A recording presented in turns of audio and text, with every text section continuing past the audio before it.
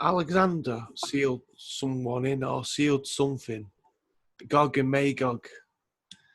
Now, you get the Brahmins, they say that whoever's in Hollow Earth are good and are going to come out and destroy all the bad people.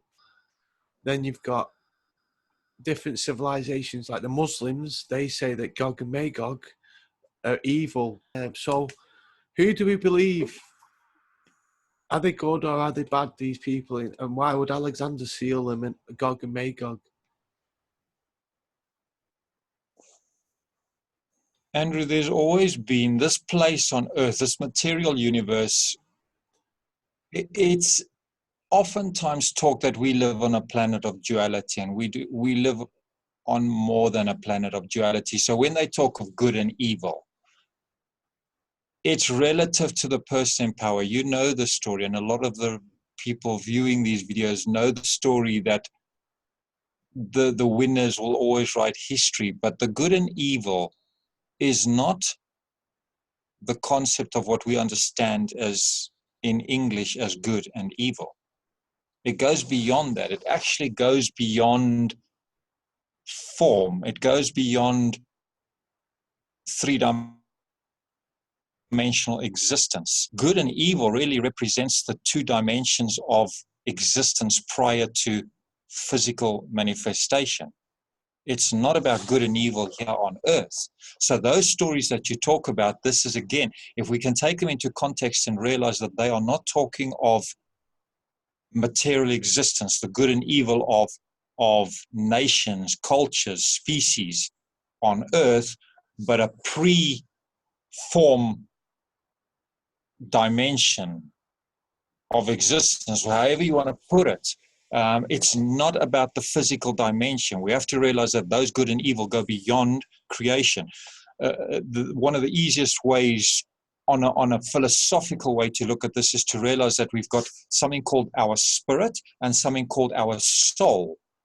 Now, these are the two good and evil, the eternal good and evil game that we're playing. The idea is actually to merge the two. So when you merge the two, now where does good and evil then come in? So it goes beyond the aspect of physical creation. So if we can imagine, okay, so what's my spirit doing? What's the soul doing? And when you realize the one is classified as good, the one is classified as evil, and when you can merge those two, when you can unite those two, that's what they call harmony or peace on earth. So the Brahmins that you're talking about, again, I mean, those Brahmins that you talk about, Andrew, I mean, they've got technologies or knowledge, information that we still are not aware of. And they're living here on earth, as you say now, and they're another species. They've always considered themselves superior to the average human. That's why you had the four castes systems in India. And the Brahmins were always a very protected species. So yeah, they definitely are not like us. That's why they will keep themselves separate from us. They won't mix with us. You have to be born into those families. You can't study to become a Brahmin. So do the Brahmins, are they related to the Anunnaki or the Heibaru? Or do you know what race they come from? Andrew, I don't, because the Brahmins come from what they call the original creator, which is Brahma. So that's where the name Brahmin comes from. The Brahmins, these Brahmin, what they call the priest class. The Brahmins are called the priest class, the priesthood. Yeah. So when you look at the word Brahma, from which they come, Brahma is the original creator of the material universe. So this was my, I thought there might be the leftover civilization of like after the ancient nuclear war of the Pleiadians, because if you look at Brahman, it's a bull as well, isn't it, representing Taurus and the constellations, and so that's what made me think they was on the Pleiadian side and not the Anunnaki side. Yeah, I don't know. But I think obviously both sides can be are quite bad, aren't they? Like you get like the way I look at it is if you look at the Pleiadian society, it'd be like Sparta, where they get rid of the inferior, and they got really cold hearts and cast babies, but then they're not evil, if you get me. They're just doing it for the better of society. But then you get the Anunnaki, more like Egypt. They believe in taking drugs and they're more liberal. But obviously they believe in slavery, so they're both bad in a way. But it's hard to say who you'd rather be under. Can you get me? The Pleiadians, or the Pleiades constellation, Seven Sisters, it's also known as the source or the origin of consciousness, all consciousness throughout this entire universe. So when you look at it as a consciousness level and not as a physical form, you have to then start asking yourself, well, what do these Pleiadians look like if they're consciousness? So then you start thinking to yourself, if they are consciousness, because we talk of people coming from the Pleiades because it has to relate to something we can relate to, because we can relate to what we see. But when you realize that it's the origin of consciousness, you have to start thinking to yourself, so have they got a form? If they haven't got a form, then you start realizing how they can actually talk with us, teach us, communicate with us, help us. It's not that they're physical beings that are going to come down here. Just like you're talking now with the Brahmins, just to tie up the Brahmins. And then one of my favorites is the Nagas, the Naga people. What are they doing? Because they are the human. This is why the Chinese follow the Nagas. They protect us.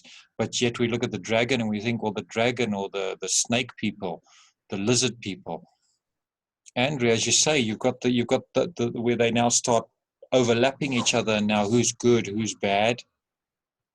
But if we go back to their origins, because the human species falls under, according to astrology, the human species falls under the Naga people.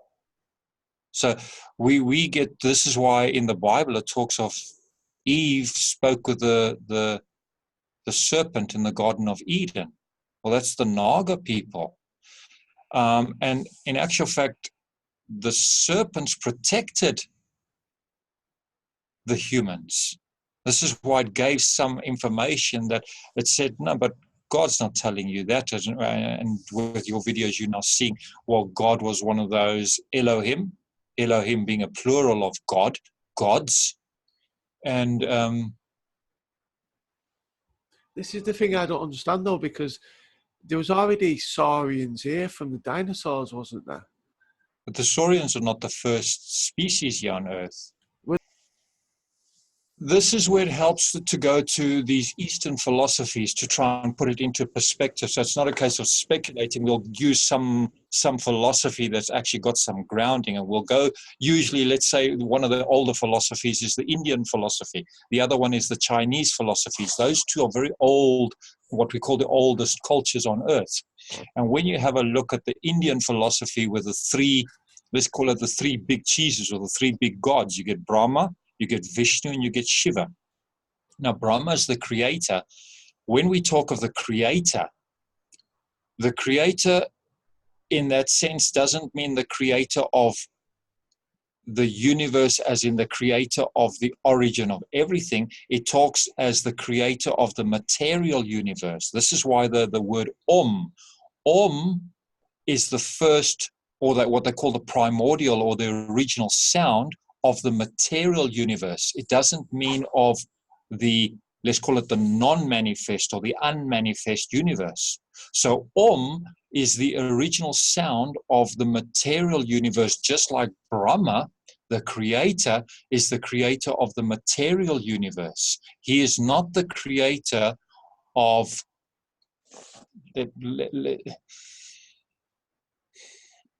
there's different levels here. Dealing on our level, you've got the material universe, which you need to realize is a different place from the original place of where everything comes, the source. Now, this is when we're talking of source and we're talking of creation, this is where you now start understanding the difference between spirit and soul. Those are two different dimensions. And this is why they're doing very different things. So the thing is to marry the two of them. This is why you'll always talk of the good and the evil. Evil is generally considered the dark or the unseen or the void, whereas good is like the light and everything that's visible or the manifest. So spirit would relate to the manifest or the physical universe, whereas you'll get source, which is unseen, and we always consider, well, you know, it's dark, so it's a bad, evil side. So we're talking of different dimensions of existence. So when you talk of Brahma as being, or these Brahmins, do they come from, are they left over? You're dealing with we've got to try and define, are we dealing with the physical universe, or are we dealing with the original creation, the original source of everything? So now if that, because then that created the earth, which then says, okay, so then Brahma created first the earth, and then afterwards we could put on species, dinosaurs, whatever you want to call it after that, different things that existed on earth.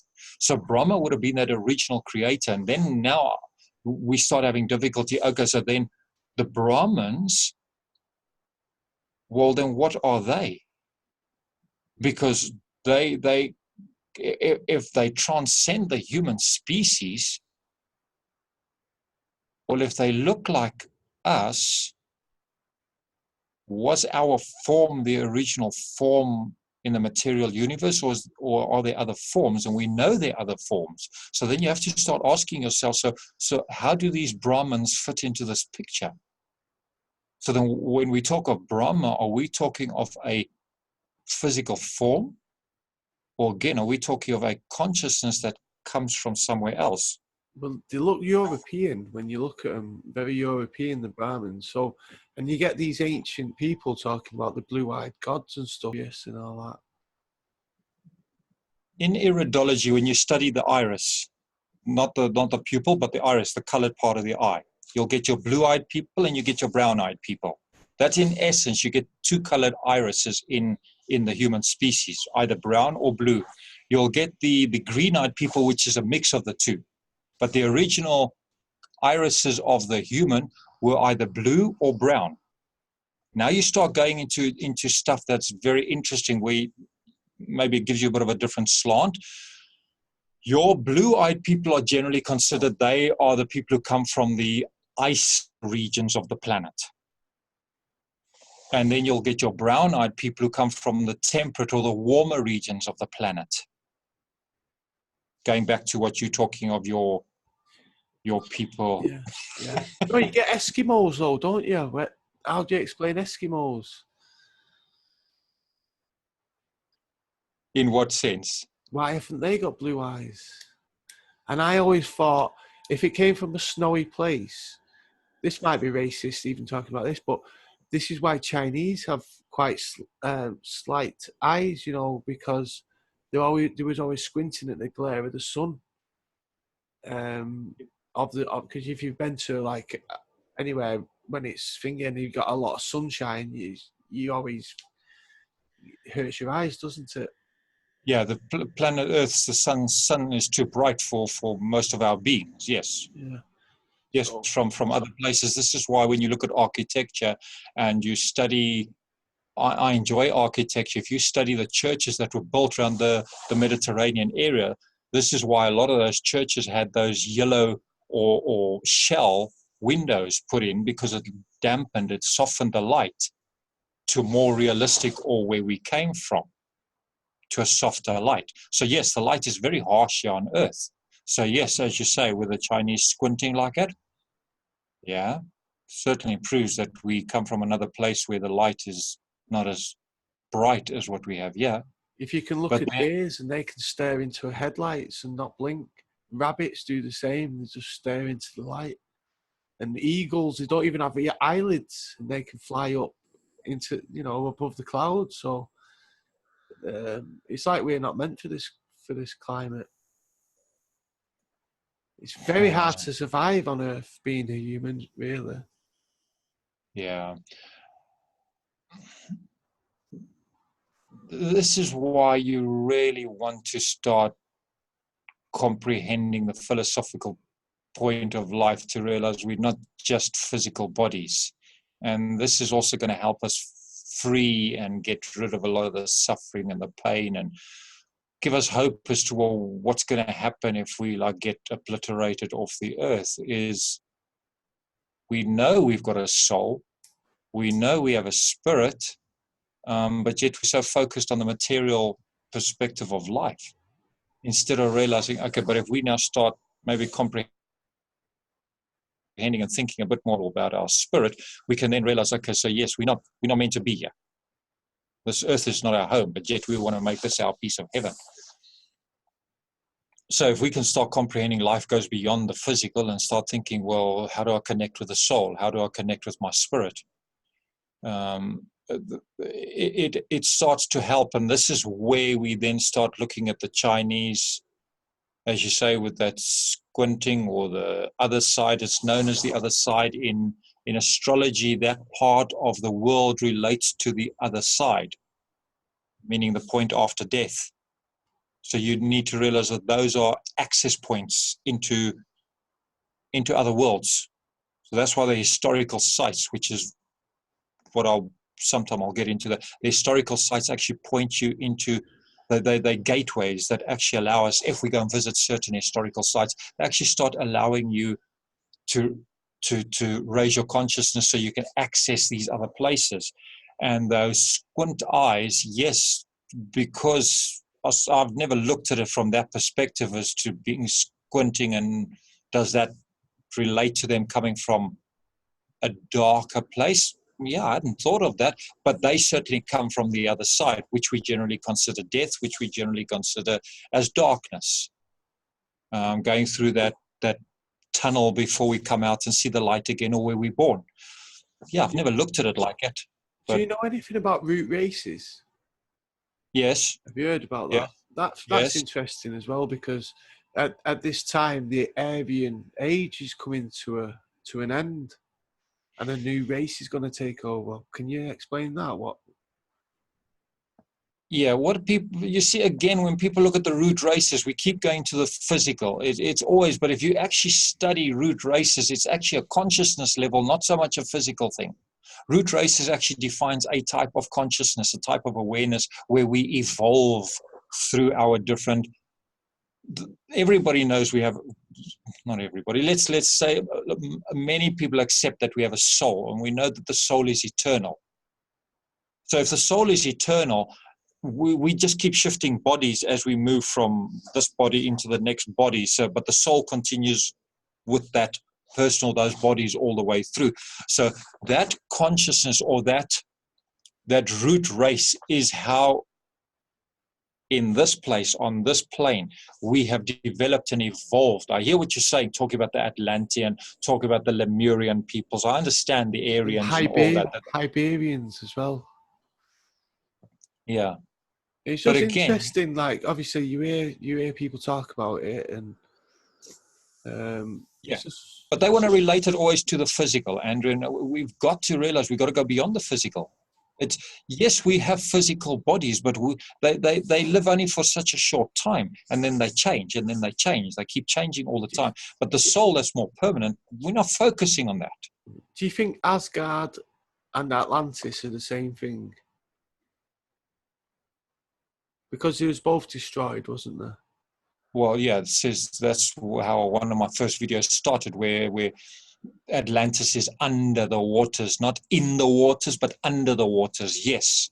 And then Asgard, as we know, is also known as inner earth. So, yeah, would be the same place. That's what they call, when you have a look at the hierarchy on the what's that tree? The elm tree. What's that? The main tree in the underworld, or in the Norse philosophy, the ash tree. Yggdrasil. Yggdrasil, that's it. When you look at the hierarchy of Yggdrasil, what you see, you can find it on the net, these various pictures of the where those different places come from, and you'll have a look at Asgard, and we are Midgard. Earth is known as Midgard, and then you get Asgard, which is inner Earth, or Garth, or Atlantis. Yeah. Yeah. Wow. Crazy, isn't it? But that's the qualification to get there is a consciousness realm. This is why we're always hoping in these typical of the dragon stories, where the dragon gets slayed, or he's very loyal to his rider, his owner, his knight, and in honor of him being such a loyal dragon, he will get remembered by having his own star in the night sky. That's ascension. That's the ascension process, where he gets elevated as a dragon, serpent, Naga, people, whatever you want to call it, to the realm of the gods. So this is how we transcend from this realm into the next realm. So yes, there is the ascension process. There's also the cyclical process. So there's different processes that we use to travel to different places. And we still, after how many thousands of years, when the human is 6,000, they call it 6,000 years on the planet. Prior to that, where'd we come from? And we're still down here after 6,000 years. I mean, look at me, I'm still down here. So when we raise our consciousness, and we're all on a journey, I'm also raising my consciousness, and I'm just sharing with people, hoping that it helps other people. But again, yes, a lot of stuff that you put out is very interesting on the physical level, but the physical is a representation or a mirror image of what's going on other levels, other dimensions, other platforms, other planes. Right. Yes. Consciousness versus physical manifestation. So yeah, I'm not exactly the sensational type person. I'm quite just call it matter of fact. I'm not the sensational type of person where I try and dolly up a story and make it sound all nice. I try to look at life and say, well, what's actually going on, and not just relate it to the physical world around us, because the physical world is gross. Yeah, that's This, all I know, you see, because I've never done any other thing. I don't know about the other side, so the only thing I can comprehend is the physical world, you know. Yeah, that's what we all relate to. A lot of us relate to, and this is where a lot of us are getting worried, as you say. Now, what's going to happen? As you started with a video here, what's going to happen with Ragnarok, and what's going to happen with the end of the Aryan species? Well, we have to die. We get so caught up that we don't want to die through suffering. We don't want to. None of us wants to die in pain, but we have to die. If we're gonna elevate ourselves, we have to die, and we have to then keep on moving and hopefully elevate ourselves up to another higher place. Hopefully to enter Asgard, enter the higher realms, go deeper than that, go into realms beyond Asgard. Yeah. So do you think they're going to come out to help humanity, or like the stories say? Or are they there to keep us here? No. We're always looking for a savior.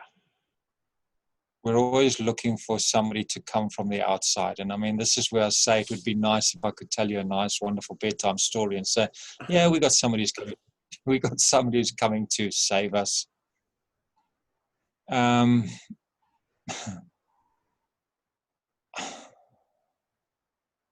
Those are stories to show evolution of, it comes down to consciousness. The savior that we're hoping for is a raised consciousness, but our own raised consciousness. It's not that somebody is going to come. It's that consciousness, our consciousness, is going to be raised so that we get out of this place. We escape this place. There is no savior. I know the Bible and a lot of these philosophies talk about it, but we're looking for a physical savior. if you look at your spirit and you look at your soul, and you'll realize when you do that, look at anything that gets invented, anything that gets patented, any inspiration, any new ideas, any creativity that comes about. Brahma, the creator. Let's look on those levels. When we look at what is it that created the material universe, what created the physical universe, it wasn't a physical thing. So when we're looking for, well, who is the creator? Is a creator going to be sent down to save us, which we call our savior? The word creator and the word savior are not the same platform or plane of life. They're not the same dimension. So it's out of this place, Andrew. We're all down here. This is a hellhole. So this is certainly not, this is not heaven. I mean, this is not a pleasure. We have to raise our thinking, our consciousness to a higher level where we can get in touch with our spirit and then get in touch with our soul and then get out. But we're looking for the savior, where the savior is going to come in and save this physical body. Andrew, which is more important, your mind or your body? I mean, you've got a soul. These souls are trapped down here. Like you talk about Alexander, who'd he seal up in that one cave? Coming from where? Andrew, some of these stories, yes, they happened. What Alexander sealed up was a physical, real thing. But it also is a representation or a story to tell us, okay, so let's look deeper. Let's look at the figurative meaning. Let's look at the symbolic meaning of what's actually going on. We need to transcend beyond just looking at everything as physical. If we look at everything as physical, it's hopeless. We're all doomed. So the people who are trapping our souls, who's their representatives on Earth?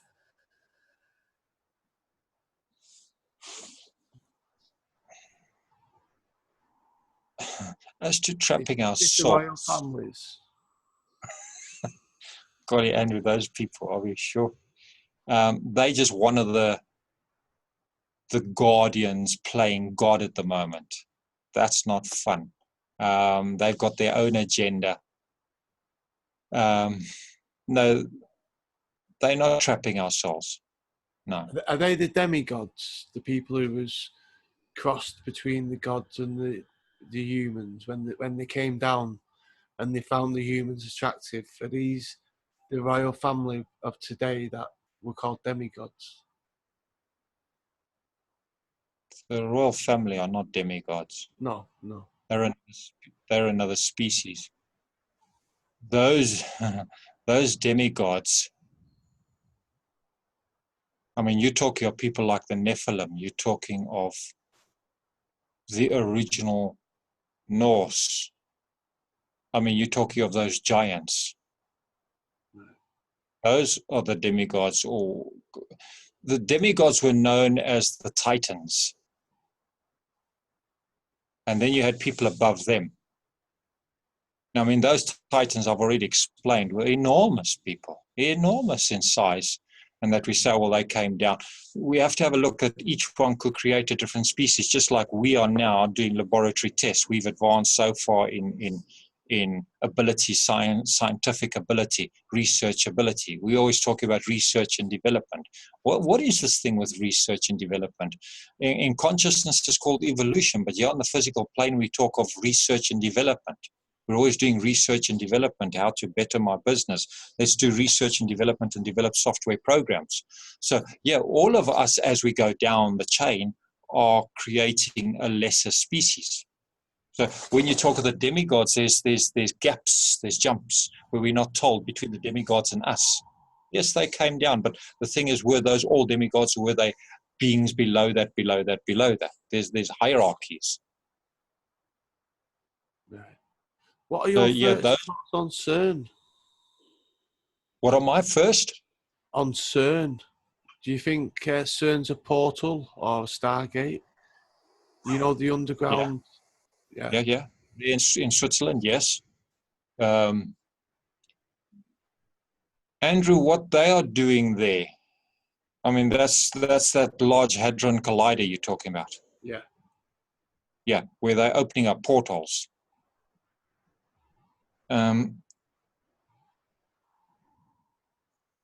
It's ironic that it's in a circle and that the universe, our physical universe, is also shown as a circle. I mean, if the universe is infinite, how can it be a circle?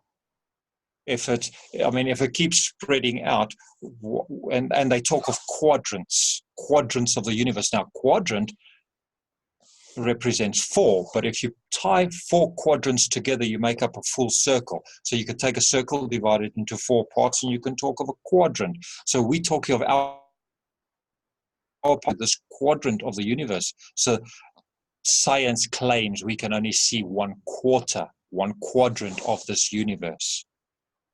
So when you look at the circle, then you have to realize, okay, so if CERN has got that circular thing, I mean, it's an enormous circle. That goes on for a long way. Yes, of course, they just simulating the pattern of the universe where you can access different dimensions. Yes, that's a portal, sure. Yeah. Right. So what do you think the end game is there then? What do you think they're trying to do? Are they trying to go further than they've ever been or something? No, those are not. You see, Andrew, the hierarchies, the people that are, sure, I don't know if I should say some of this. Go on, Holger, please.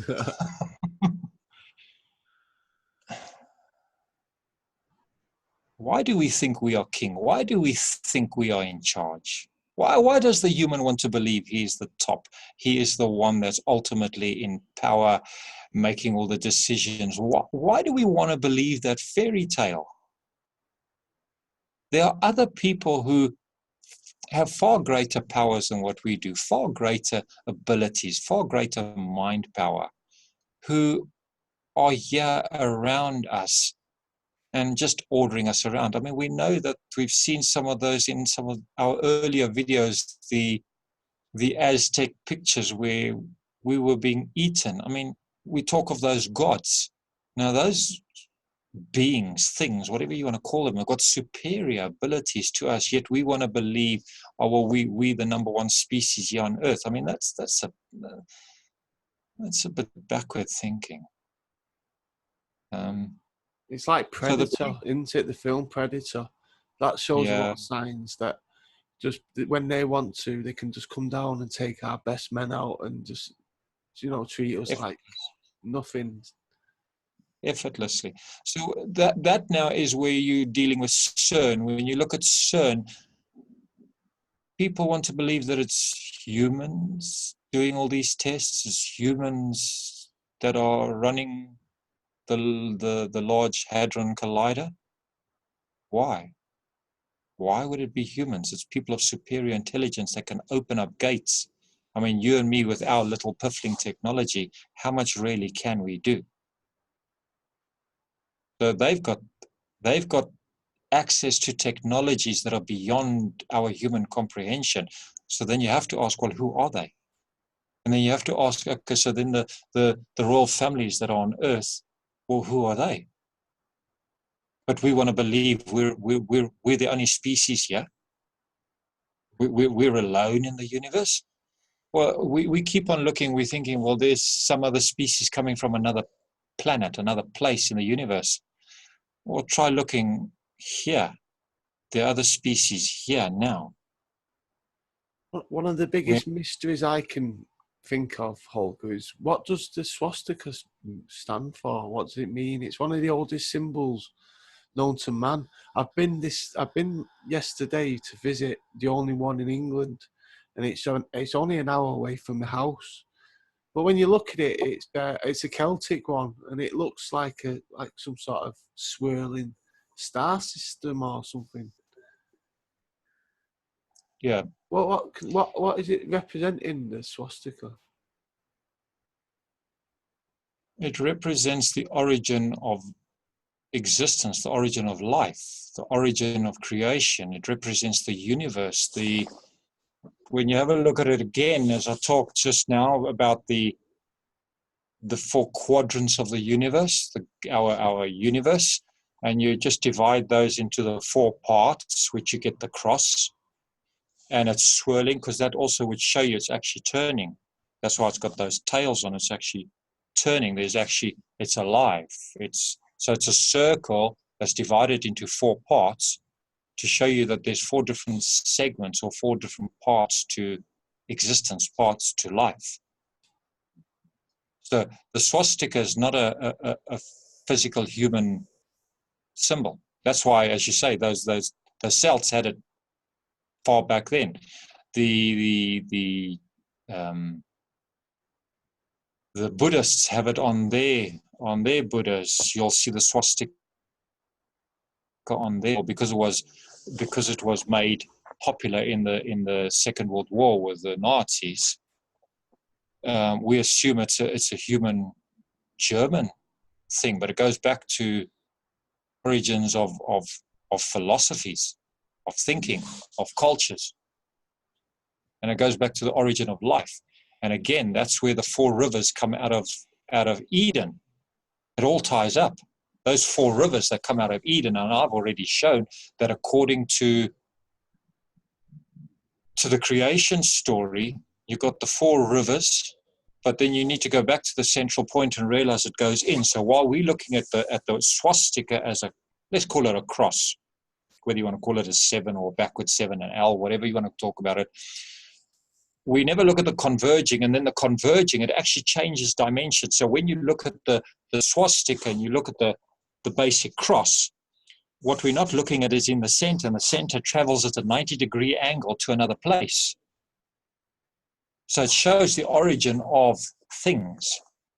But then we relate it to, it's talking about something here on Earth. If you look at it at 90 degree, like EMF, although magnetism travels outwards like an explosion, but then you have electricity that travels in one direction in a coiled format, but then you need to put EMF at an angle to it, and then you travel in another direction. That is the swastika. So although you're looking at it on a 2-dimensional plane, you actually need to view the swastika in a 3-dimensional form.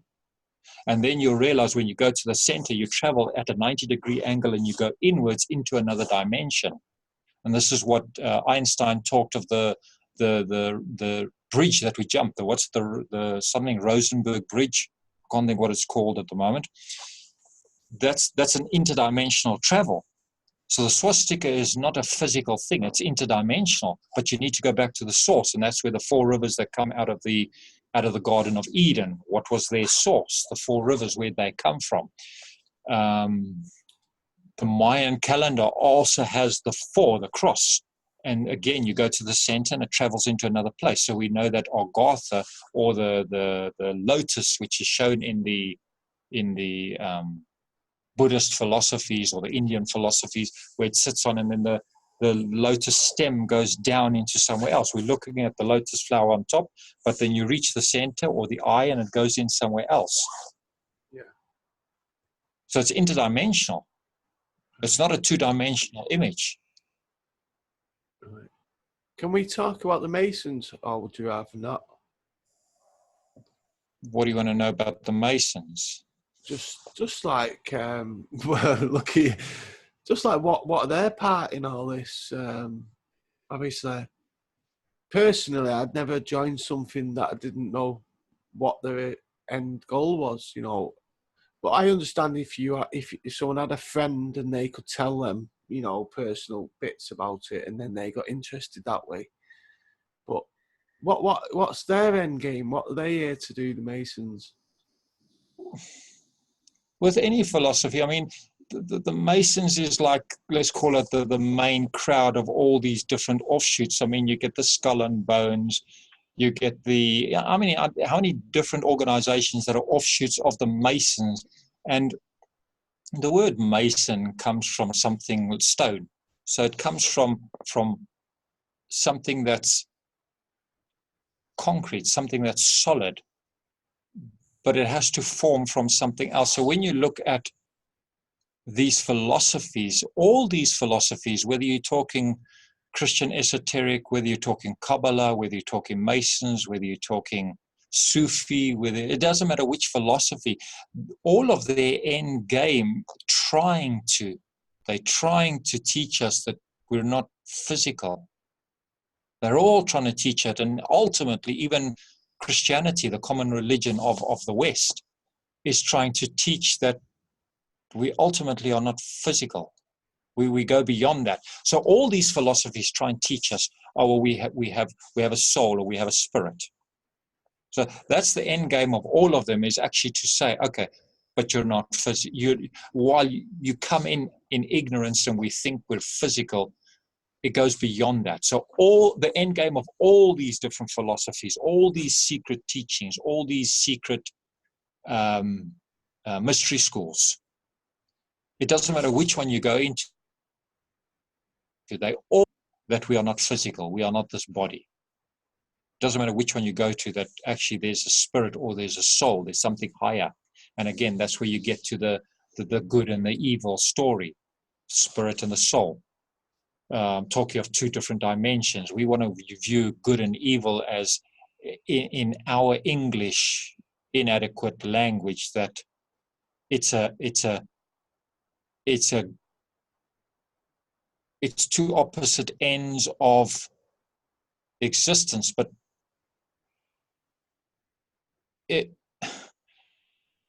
if creation is called creation, but we never talk of destruction, death, finality, end, whatever you want to talk about. And we'll only ever talk of creation, but we're missing a picture. Where's the destruction? Where's the completion? Where's the end? What you're talking now, the end game. And because we're all coming to the end of Ragnarok, and we're coming to the end of the Aryan era, and we're talking of the end of the species, of different species. We talk of, I mean, how many species are we losing at the moment daily on Earth? Different species of plants, different species of animals, different species of all types of minerals, plants, animals. Good and evil is not, you need one or the other. You have to have both. It's like you can't just have daylight all the time. You need nighttime, and then you can't just have nighttime all the time. You need both, and both of them together create the cycle of life. I mean, the circle of life. I mean, that's been told in Hollywood movies, the cycle of life, the circle of life. So we have to raise our thinking, our consciousness, to realize that life goes beyond the physical, but we keep getting stuck in the physical. So that's the good and evil. It's just, one is the outward manifestation, the other is the inward existence. I know a lot of the elites, they believe in karma. Do you believe in karma? Yes. Yeah, karma. Karma has 3 different levels. Karma, you talk of something that's going to, let's describe karma. You tell a child not to put his hand on a hot stove plate because it will get burned. That's called instant karma.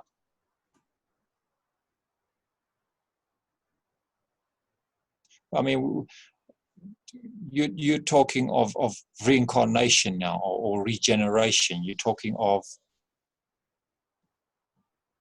life after life after life, or cycles of life. But karma, yes, you get instant karma. You will put your hand on a hot stove and you'll burn instantly. You could talk of delayed or karma that takes much longer time. It will take you many years before something happens.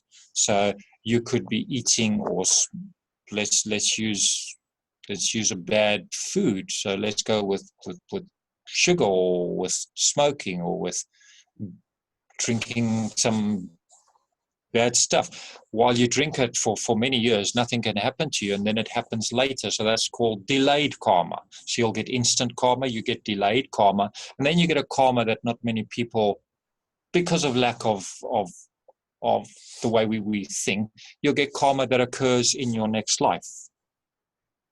So that can happen. You can go to sleep today, you'll be practicing, or you'll be working, or you'll be mastering a certain talent, a certain hobby, a certain whatever, craft, art, whatever you want to do. You'll be mastering it. Now, it's taken you how many hours throughout that day to start mastering that talent? Then you go to sleep and you wake up with renewed strength. You wake up with a new idea. You wake up with inspiration. Well, that's the delayed karma process. So it takes place in another time. So you get the instant karma, delayed karma, and another time karma, which people talk of regeneration or reincarnation or another life. And we all know the soul is eternal. So if the soul's eternal, how can we expect everything to be happening in this one life? Another thing I can't understand, you hear about all these celebrities talking about multiple personalities. And does this have anything to do with possession? Yeah. Do you believe in possession can happen? Sure. Is that a physical thing, or is that like a ghost type of thing? Does something have to physically enter your body?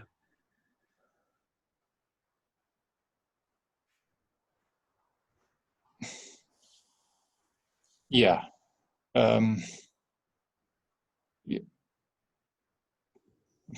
The video Gnostic, the website Gnostic Warrior will actually describe possession, and he'll describe possession as a fungus. He describes it very nicely, just to calm a lot of people down as to what possession is. This polluting of the skies, this polluting of the waters, this polluting of our food, that he talks of it in his words. He says that something within there will commandeer your body. So you can take in a substance, let's call it poison. Doesn't matter what level, what type of poison you're talking about. If you take in a poison, it will infiltrate the body and actually cause you to go mad.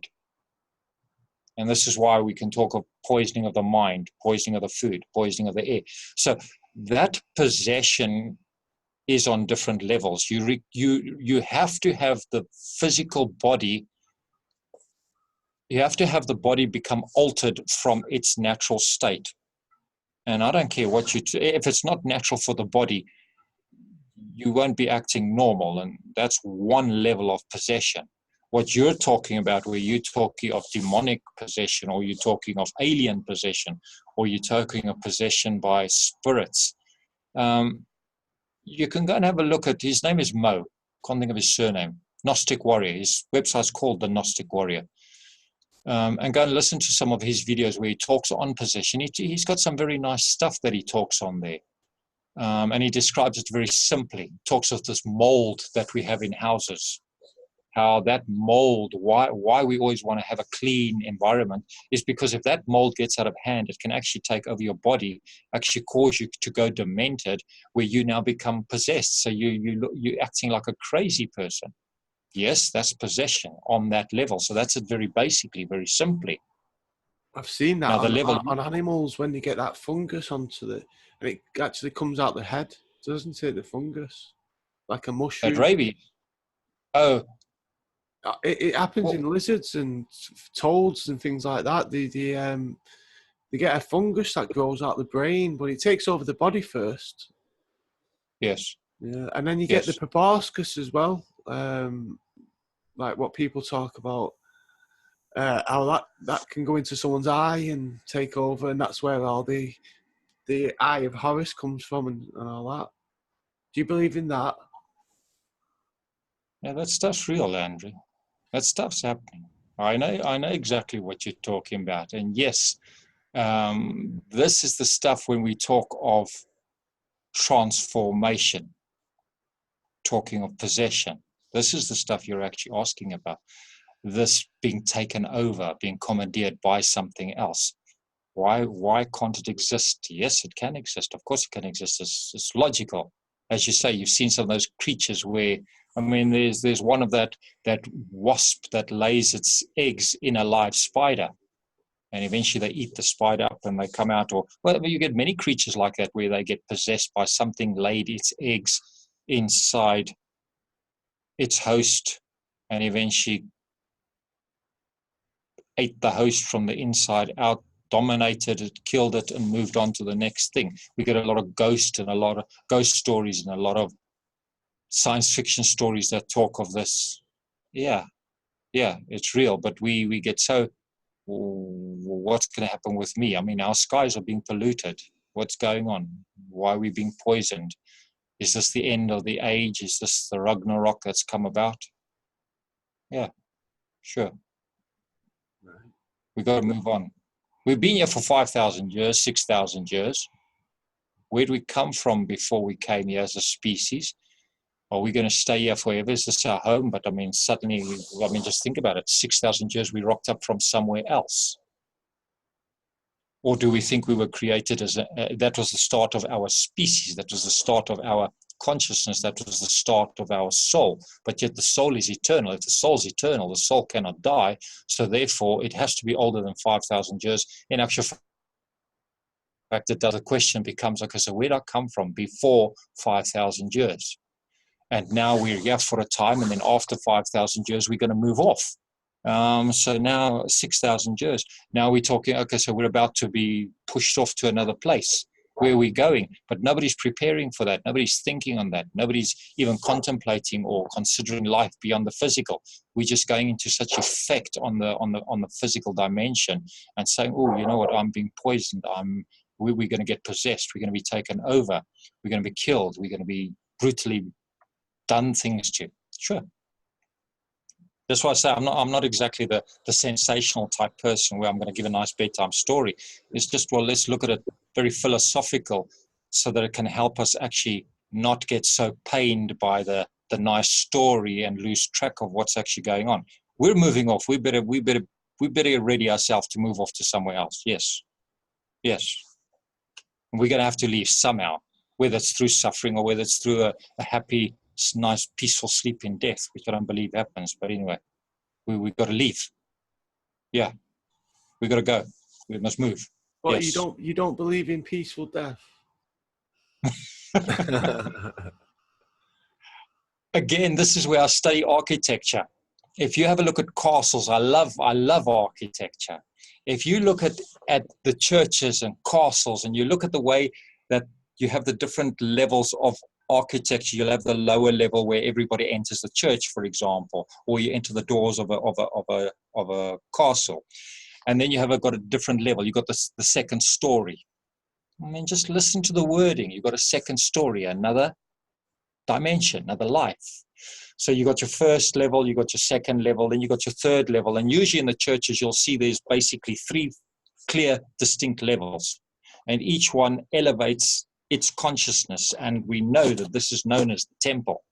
This body is known as the temple. So you got your base, mundane, physical level. Then you go upper level where you go to a higher consciousness. You start thinking. Then you go to a higher consciousness where you realize that you have a soul.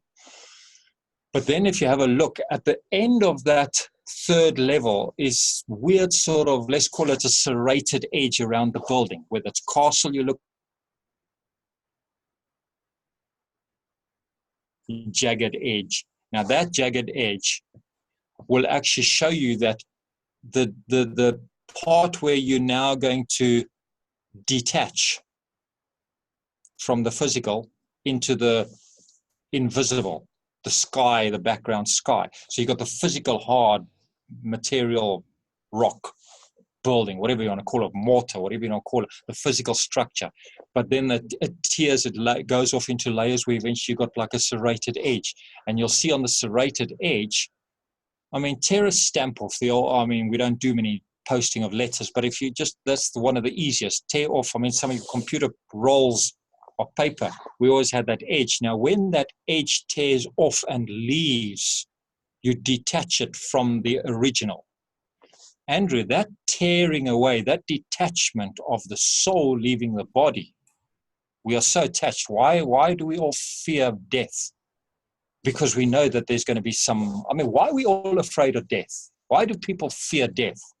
It's because we don't like that separation process. Why don't we like that separation process? Because it's not easy.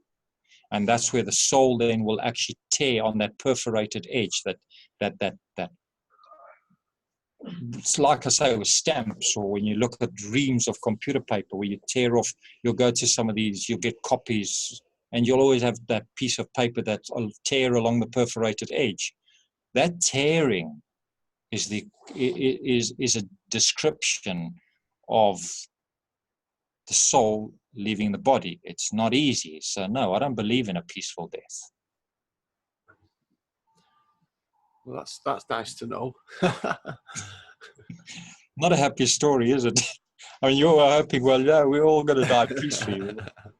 Well, that's what religion's there for, isn't it? Just to make people feel better, but not tell them the truth. Oh, sell hope, yeah. Sell hope. That's what they're all selling hope. Yeah. So, would you be confident that you'd be able to build a Stargate if you had funds available now to you? Do you think you'd be able to go to a Stargate or find a Stargate? Would you be able to open one? A wormhole or a Stargate, whatever you call it? Or us as people. Because we don't have, as I say, the people who have built CERN have got that ability. They've built a Stargate. That's what they've done there. They've actually built a Stargate. When you want to build a Stargate, the point of a Stargate is to travel into another dimension. Now, we always or generally assume, because of the movie made famous, Stargate, of where you're going to travel in your physical body through some magic area and then come out on another physical place. But we assume that's going to happen in one jump. You're going to have this physical body go through the Stargate and manifest in this physical body on the other side. That's the story that's been told. But as I say, these stories are really to teach us there's more. Think deeper, go beyond the superficial. So to travel in a Stargate, Andrew, when you dream, you've hit a Stargate. When you think and you suddenly realize, but I'm not conscious, a person will like, hey, wake up, are you with us? You know, you go daydreaming. That's a Stargate. You've traveled into another dimension. And we would say, well, you know, he just disappeared. He just disappeared from, no, they went somewhere. They actually went somewhere. Now, to build a physical Stargate, we want to build a physical Stargate because we want to avoid the painful process of death. But look at us. We're all crybabies. We all want to avoid pain.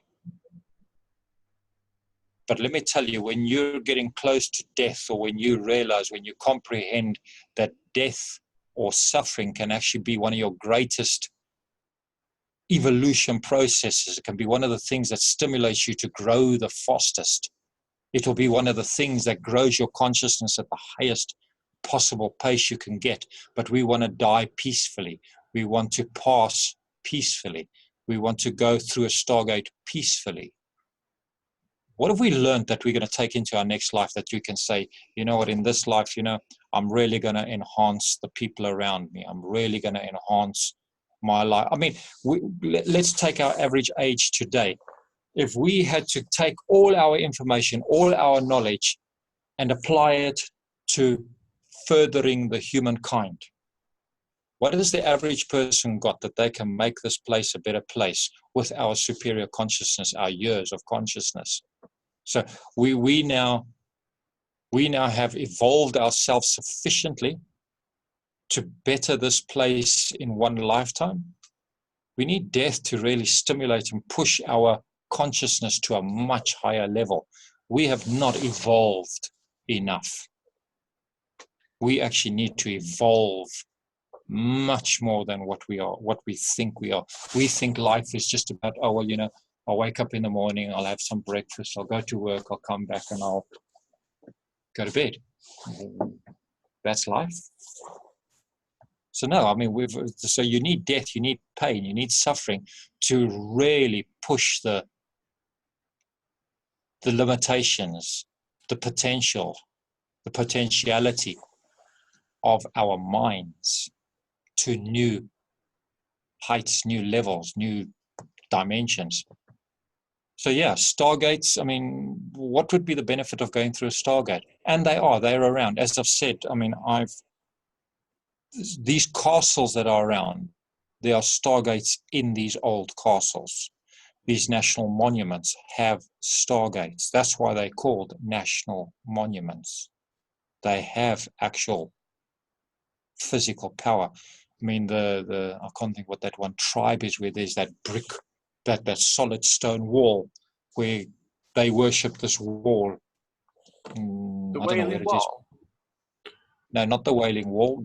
That again is another one, Andrew. But that one, it's something like the Peruvian people. I can't think who it is. There's that so-called like strange. It's solid, but they worship that one wall because they know their ancestors and people come and go through that solid rock wall. That's a Stargate. So yes, these Stargates are around, and that's what I'd like to say for people as well. National heritage sites, some of these national treasures, some of these national monuments, they will actually elevate your consciousness. Don't look at them on a physical level. Try and go there and just try and not visit them in the physical body. Because if you can go and visit these places without thinking of the physical body, without, oh, you know, it's a pretty wall, they painted this wall nicely, they decorated this wall nicely, lovely floor, lovely ceiling. If we can just go and visit some of these places, and we could go there and visit it rather through thought. I'm saying go physically, go and visit the place physically, but then try and, in the beginning, artificially, superficially, however you want to do it, artificially try and visualize, well, can this actually transform me? Can this transport me into another dimension? And you'll notice that some of those places have that ability. That's why they're called national monuments. Roslin Chapel is probably one underneath, isn't it? But yeah. Well, where would they all take you to a different place or a different dimension? Or yes. The movie Stargate, I mean, for those who want to really study Stargates, is actually look at the Stargate movie, but go and study the theory behind it on the various sites. I mean, Wikipedia. I know we don't like Wikipedia because we believe it's not always true, but Wikipedia has got some very interesting, let's call it, perspectives on possibly viewing something. Now, Stargate, when you actually look at a Stargate that Wikipedia puts out on the movie Stargate, you need a point of origin as one coordinate. You then need another point of another coordinate, which gives you your point of exit. Then you'd have a lot of points in between, a lot of different coordinates, which can actually take you through a different path. Those coordinates, like a graph, we call the different points on a graph the coordinates, X and Y coordinates.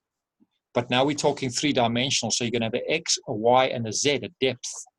So when you start putting in your origin, your end point. What? So it's like a machine. It's like a machine. Yes. Right. Yes. Right. So you have like dials and stuff like that. Yes. Right. And they will take you through different paths. Right. You can actually travel to different, like you're traveling, you're going on holiday. When you go on holiday, you'll reach your point is your point of origin. You'll reach your destination, but then along the way, you're going to pass through towns or various places of interest. Those are the various pathways or the various different other coordinates that you will, let's call it, you can pass through.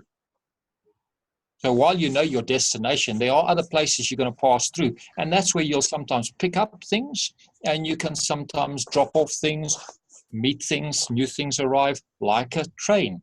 Passengers get on, passengers get off. But you're going from arrival, from your point of origin to your point of depart, to your final place. It was obviously a being from a higher dimension that created the Stargates when he was probably just visiting this dimension, wasn't it?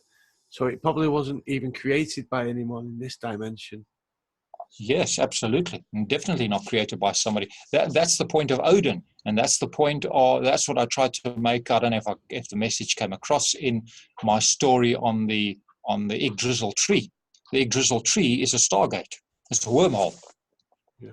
And you go through these different dimensions. So the different levels, because that's why it was called back then, to put the story. I mean, the fastest form of travel back then was a horse. And that's why the word Yggdrasil actually can also mean horse.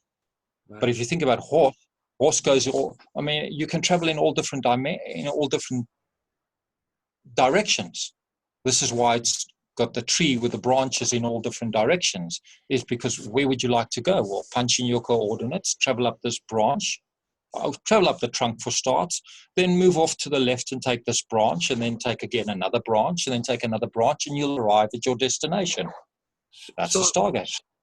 How many dimensions do you think there are? Or is there unlimited? Yeah, sure. There's unlimited dimensions, but there's groups of them. They formed in groups, and this is where they don't always explain some of the things, but you'll talk of different planes or different dimensions, and then you'll talk of different densities. It's very unfair, and I don't know difficult, but people talk of different densities. Now, density is like music. You'll get your scale of 1 to 7. They talk of the music scale as having an octave, which means 8. But it's not 8. There's actually 7, because an octave starts at A and ends off at A. But then that's just showing you it's a full cycle.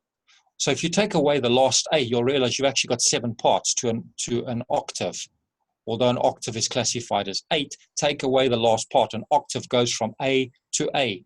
It doesn't go from A to the 7th letter. It goes from A back to A, but on a higher vibration. So now those different, so let's talk the dimensions are one full octave, then you'll go to a second dimension, the second octave, you'll go to a third dimension, which is the third octave. But now in between, on those octaves or those planes or those dimensions, there are different levels.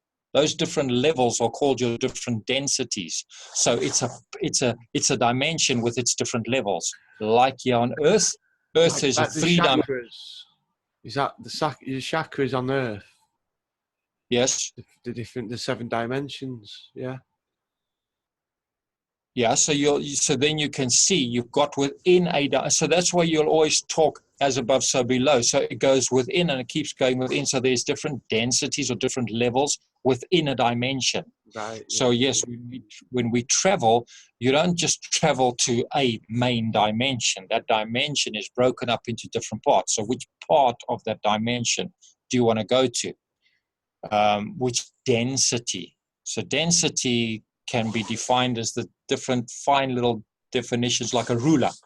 A ruler, so from centimeter naught to first centimeter, that's one dimension. Yet within one dimension, you've got 10 different parts. Does anyone control the dimensions and who can go into what dimension?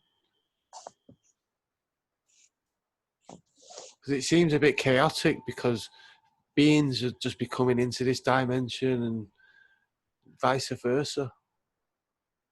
No. When you say controlled, which part are you talking about? Like a police force, if you like, or like a customs. If you're traveling from dimension to dimension, I mean, the most powerful civilization would want to control that, wouldn't they? Someone would always want to control that. No, nobody owns that wormhole. The creator, or whatever you want to call him, he owns it, and that's called Odin. Odin owns that. Odin owns the wormhole. He's the owner of the wormhole. Right. Did they need maintenance doing on them? Did they have a maintenance squad who comes out and fixing them and stuff like that? These are burning questions what I have, you know. It seems No, so they don't need mundane, but these are maintenance. the sort of things I want to know. No, it doesn't need maintenance. The dude who ever created this wormhole, this interdimensional travel, he's designed it in, or it has designed it in such a way that either it's maintaining itself all the time, but we don't actually get like people who come along and they clean the windows Yeah. and they You maintain know, it, he's or not they do. popping through to unscrew something and put a new fuse in. You never know. Well, it's like our sun. How long's our sun been going around this earth? Yeah. It's never needed a repair. Right. The moon's been going along. That's been going for thousands of years. Right. That don't need a like closed down for repair. We're doing maintenance. It's a shutdown period. That don't happen out there. I mean, shutdown periods happen within the physical universe. Yeah. Not saying the wormhole is physical. It is. Yeah. Takes you into physical It's places. just because you said about the dials and things like that. I thought, things that move about, they can always tend to bloody break. You know what it's like. Okay. Yes, that's a good question. Okay, so they've portrayed the story as a dial. But Andrew, the truth is, if you're going to go interdimensional, I mean, dreaming, do you need a dial to go into a dream? No, but you don't control it then, do you really? You can, if you know what you're doing, you can control your dreams. Yeah. You can control where you want to go and dream. One of the easiest, let's not make it like a dream. A dream is too vague to say, well, how do I control it? Let's rather say, okay, so those who know about meditation, they would sit down and they would purposefully, they would go and say, I'm going to meditate on a specific thing. So they sit down and they meditate on that thing. So they go down a certain path and they arrive at a certain place and they get taught or explained or told how this thing works or how it looks or whatever answer they want with it. They come out and for an hour or 2 hours, however long a person chooses to sit in that meditation, you can sit there and you would then meditate as far or as much information as you want. You'll finish your meditation, you'll go away, you'll think about it, you'll apply it, you'll do it, and then you realize, oh, wait a minute, I actually need some more information. I'd like something deeper. I've now thought about it, I've comprehended all of that. I'd like to know something more. So you go back in to that same place because you can control where you'd like to go. I want to go and think now deeper. I've had a look at the overall aspect of, they often talk of a rose. You'll go and have a look at, you meditate on a rose. So you're going to have a look at the rose and you'll look at the petals and the shape of it and whatever have you. So you've had a look at that. So you've analyzed the physical form of the rose. So you go away and you start thinking and you now comprehend the rose. But then you suddenly realize, well, wait a minute, I want to comprehend the aroma of the rose. That's beyond the physical rose. So then you'll go back into the rose and you'll ask those people, those gatekeepers, what you're talking of, who takes you through, who controls these wormholes, who controls these stargates. So now you'll actually go and I don't know who takes you. This is where the movie Matrix is very nice. They talked of Morpheus. Did you see the movie Matrix? Yes, I love that movie. Yeah. Now, Morpheus in the Matrix is actually he shows you images in dreams. That's his job. In Greek mythology, he's known as the person who shows you things in dreams. He will give you images, shapes, forms, whatever you call it. That's the job of Morpheus. Morpheus is not just a name. Morpheus is actually, let's call it a god or gatekeeper. You'll get into some of these lifts. We'll go into some of these really fancy hotels and you've got a lift. The guy who operates the lift operator. And you'll say, Tim, in these fancy lifts, I would like to go to the 10th floor. I'd like to go to the 23rd floor, whatever. So that is the same as a Stargate. I mean, what's the difference between a lift and a Stargate?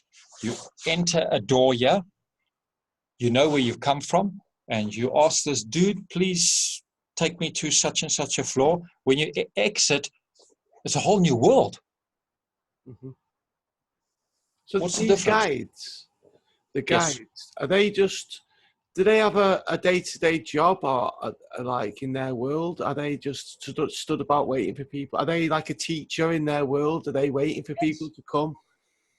different levels of different things. Yes, this is why we have the different levels in schools. This is why we have the different levels in any job, in any career. You'll have different levels. And the thing is, when you have a look at what you're actually doing in a career, you're actually producing something because you enjoy it. Generally, we go into a job or a career because we enjoy that job.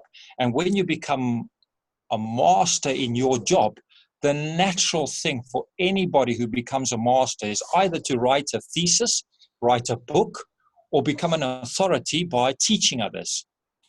So what the result is, once you've mastered a certain level, your natural thing is you now want to go and share it with everybody. And that's the point of the Spirit. The Spirit wants to share. The Spirit wants to give to something else.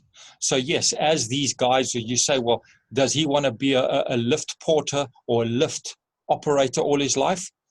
He's pretty well knowledgeable in where this lift is going to go throughout the universe of Stargates, and he's like quite happy. So he's going to be your tour it must guide. have its perks, or he won't be doing it.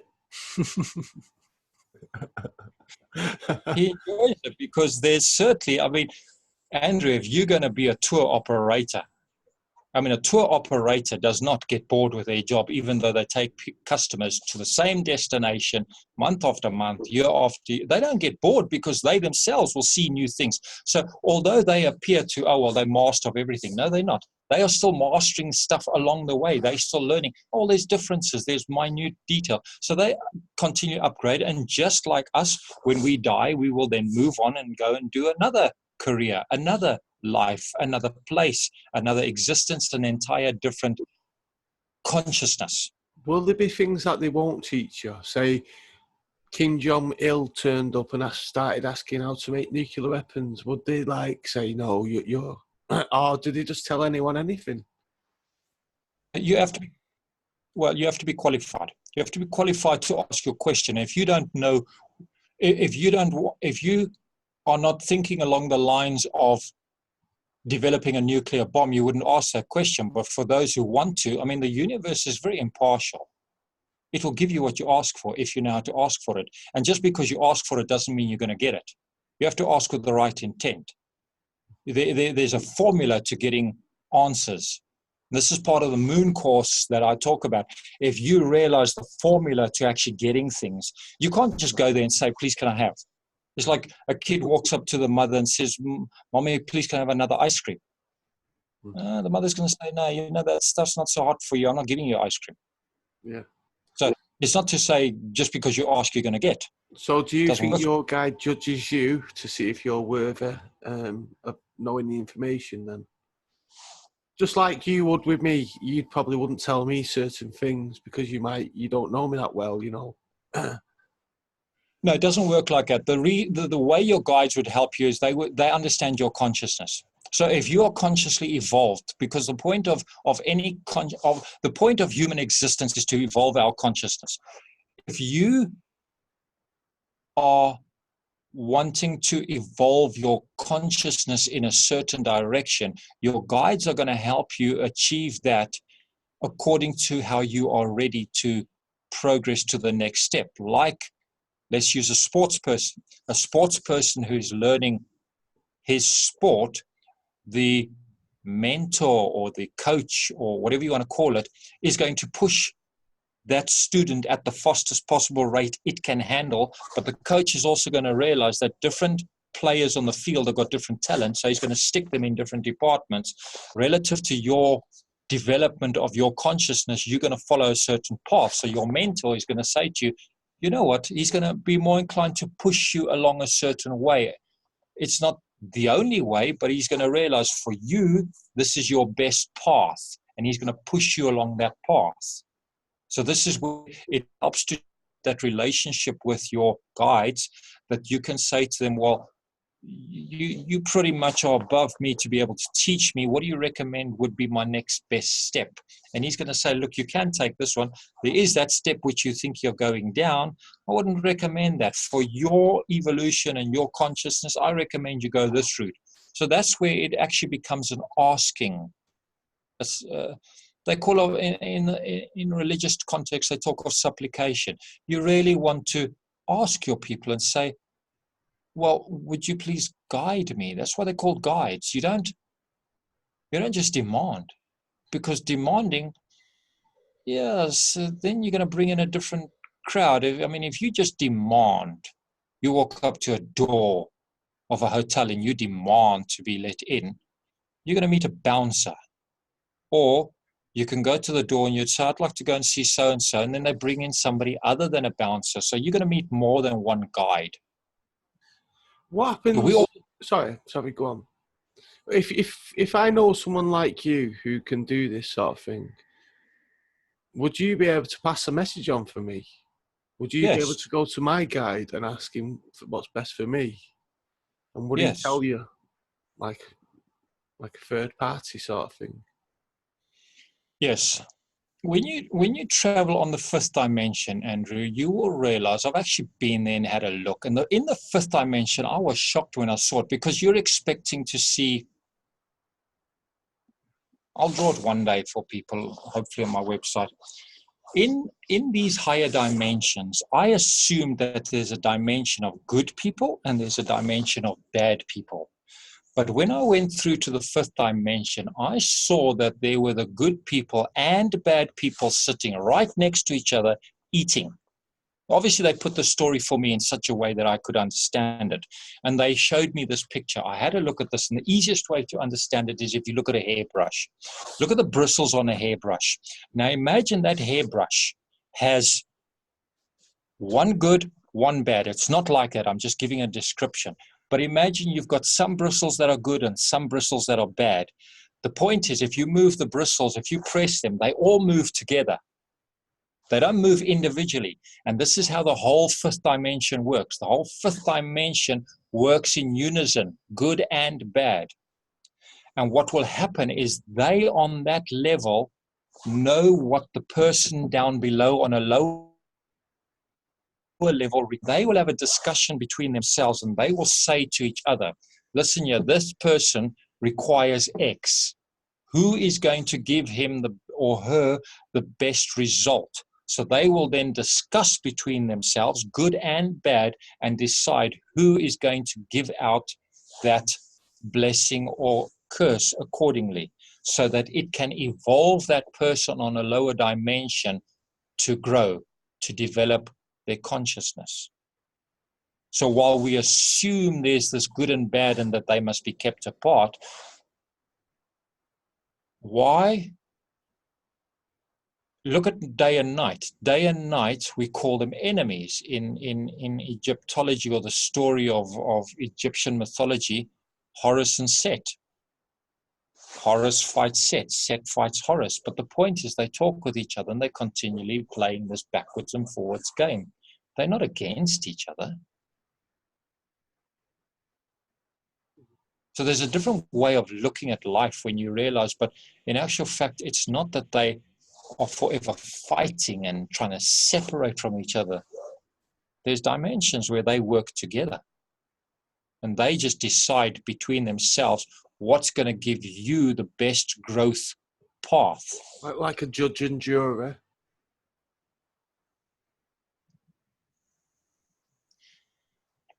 Yeah, you can say that. That's a bad example, but yes, the judge is simply there to deliver the blow. Yeah, but I mean, like they look at your history, and then they'll give you your sentence according to what you've done. Is that sort of thing? Yeah, that's an effect method. Yeah. Yeah, I understand what you mean, though. Yeah, cause and effect method. Yes, as I said, yes, in theory, yes, you're correct. Poor example, but yes, the message, you're getting the message across to your people. Yes, in effect, the answer is yes. Yeah, yeah. Right. Yeah. Have you ever been to, what's the fourth dimension like? I didn't go through the fourth dimension. I went to the fifth dimension because I asked specific questions. Right. And again, dimensions? The what? Have you been to any lower dimensions, or have you only ever been to the fifth? I've been to a number of places. the thing is, Andrew, the question you're asking is, first of all, do we accept that there are other dimensions? So before we even start traveling, you know, what's it like on those other dimensions? It helps to just, let's call it, train yourself to accept and embrace that other dimensions exist. Once you're at that point, then lots of doors start opening up, lots of things start opening up. So the thing is, can we just comprehend for ourselves that other dimensions actually exist?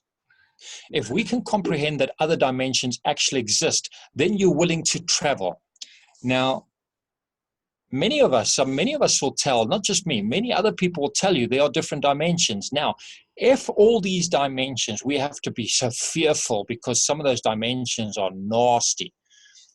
How come we're here to tell the story if we've been to more than just one dimension? So people mustn't fear that we are going to enter a bad dimension, because this is where the law, the natural universal law of like attract like comes in.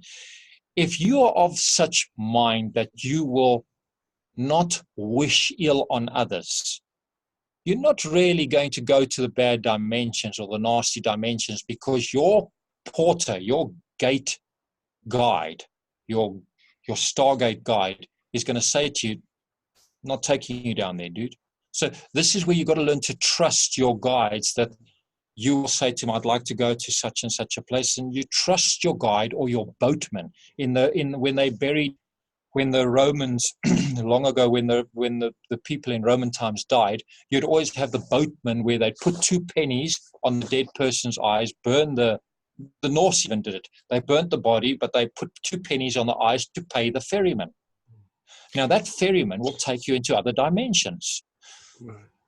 Relative to your life, he's going to take you down certain paths. But if a lot of us are back here to tell the story, you must realize we have, Andrew, while I talk of the 5th dimension, I've been to many places.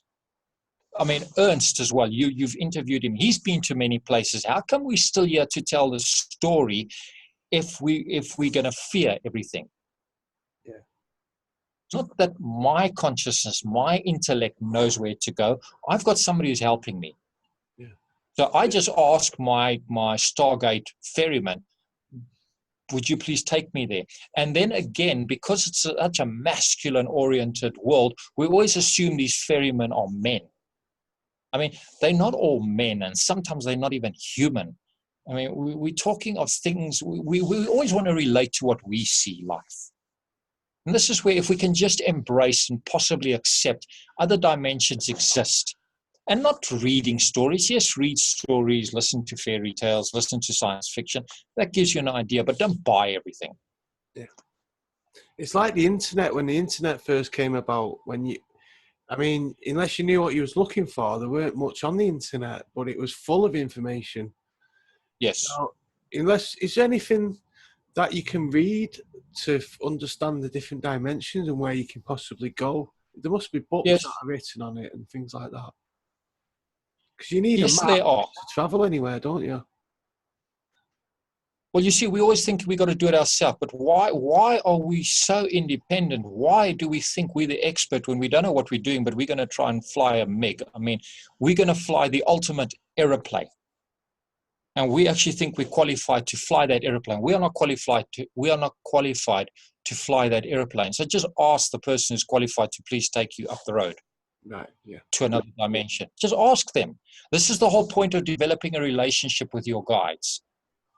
I mean, as I say, if we can just possibly comprehend that there's other things, other beings, and just develop a relationship with them.